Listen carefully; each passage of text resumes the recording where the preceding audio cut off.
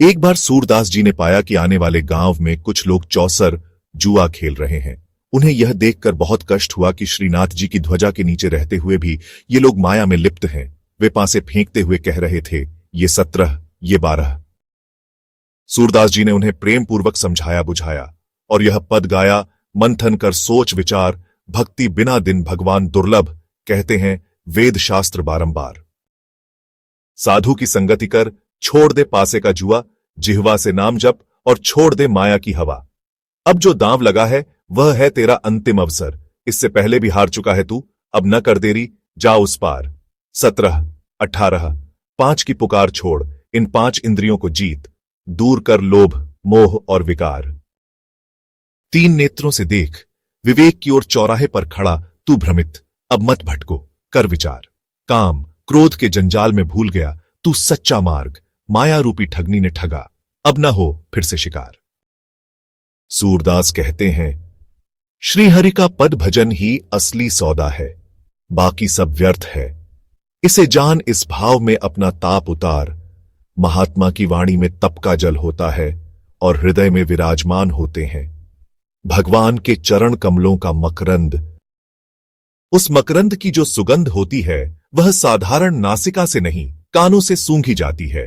जब यह दिव्य वाणी कानों के माध्यम से हृदय तक पहुंचती है तो अनेकों जन्मों की वासनाओं की दुर्गंध स्वतः समाप्त हो जाती है और मन, चित्त, हृदय सब भगवान के चरण मकरंद की सुगंध से सुवासित हो उठते हैं।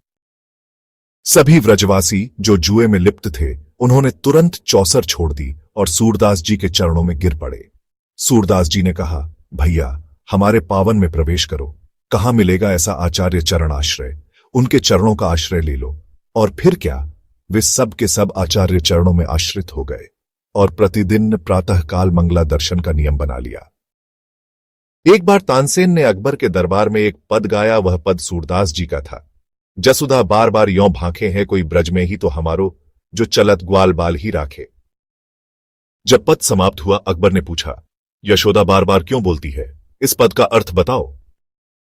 सबसे पहले बीरबल ने कहा, यशोदा हर एक ब्रजवासी के द्वार पर जाकर कह रही है, भैया तू ही मेरे ग्वालिनंदन को रोक ले, तू ही उसे रोक ले।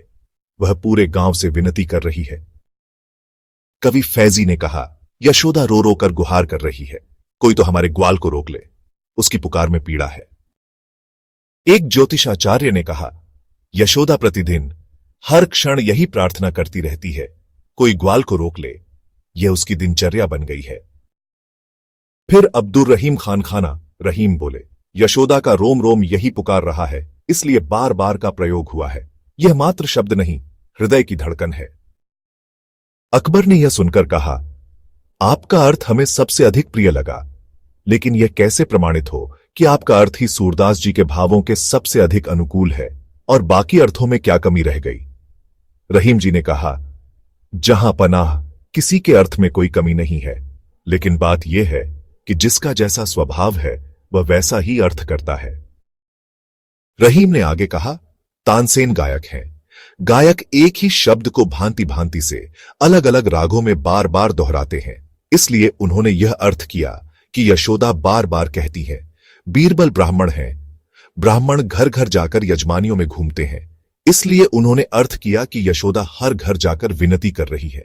कवि फैजी तो दर्द भरी गजलें गाते हैं और उनकी वाणी में अक्सर करुणा और रुदन का भाव होता है, इसलिए उन्होंने कह दिया कि यशोदा रो रो कर कह रही हैं। और इसीलिए रहीम ने कहा, मैं समझता हूं कि यह केवल यशोदा की वाणी नहीं है, बल्कि उनके रोम रोम की पुकार है। अकबर ने कहा, वाह, सूरदास जी की वाणी कितनी गंभीर है, एक ही पद के इतने अर्थ निकलते हैं, वास्तव में बहुत उच्च कोटि के कवि हैं।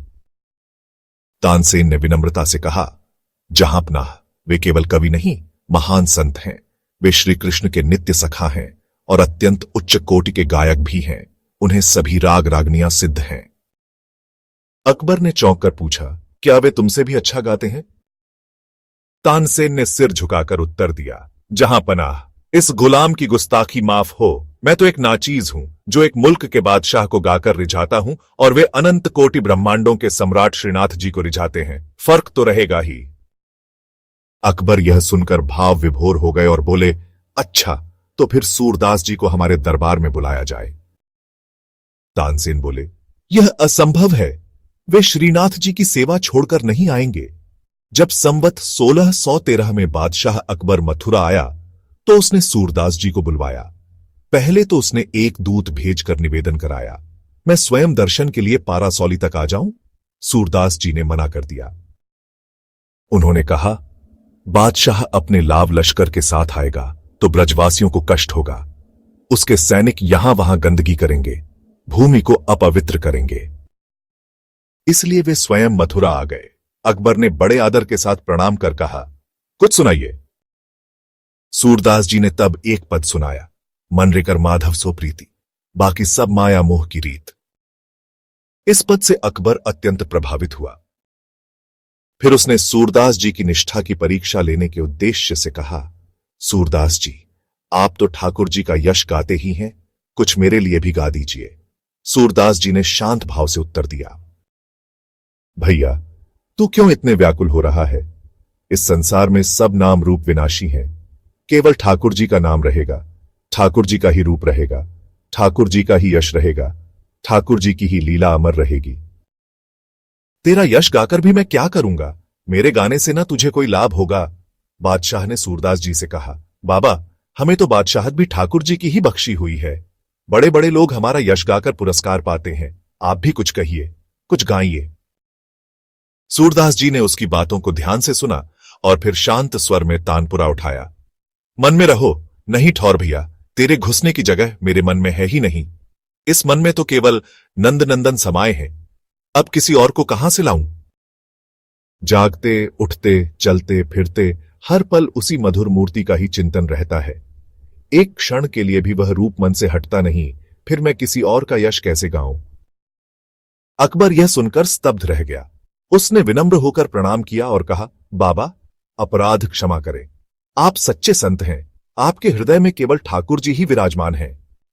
फिर सूरदास जी ने जो पद सुनाया उसकी अंतिम पंक्ति थी, श्यामगात सरोज लोचन ललित मुकुटी मृदुहास सूर ऐसे दरस कारण मरत लोचन की प्यास।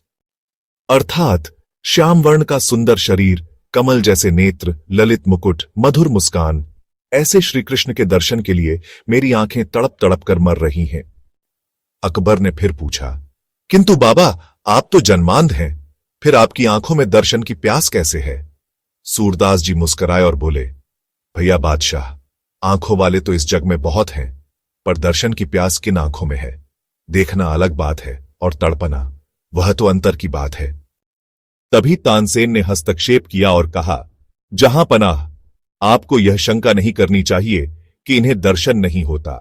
जिन नेत्रों से वास्तविक दर्शन होता है उनका इन भौतिक नेत्रों से कोई संबंध नहीं है, वह दिव्य नेत्र होते हैं और इन्हीं दिव्य नेत्रों से सूरदास जी को नित्य दर्शन हो रहे हैं।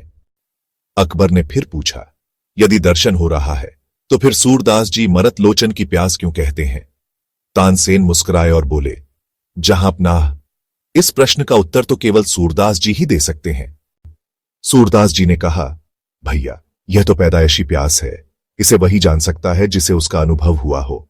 भगवान के दर्शन होते हुए भी आंखों की प्यास बुझती नहीं, बल्कि वह और तीव्र होती चली जाती है। यह अनुभव तुम नहीं कर सकोगे। एक बार भाई जी हनुमान प्रसाद जी पौद्दार के पास एक सज्जन पहुंचे और बोले, हमने प्रमाणित संतों से सुना है कि आपको भगवान के दर्शन होते हैं, इस विषय में कुछ बताइए। भाई जी ने मुस्कुराकर उत्तर दिया, भैया, मैं इतना ही कहूंगा कि भगवत दर्शन के लिए कलयुग से उत्तम कोई काल नहीं है, पर मुझे दर्शन हुआ या नहीं, इस विषय में मेरा मौन रहना ही उचित है। यदि मैं कह दूं कि दर्शन हुआ तो शायद आपके मन में यह आ जाए कि कलयुग में दर्शन कहां, ये अपनी प्रतिष्ठा बनाने के लिए ऐसा कह रहे हैं, या फिर आप किसी और से कहेंगे तो वह यह सोच सकता है कि ये तो अपना प्रचार कर रहे हैं।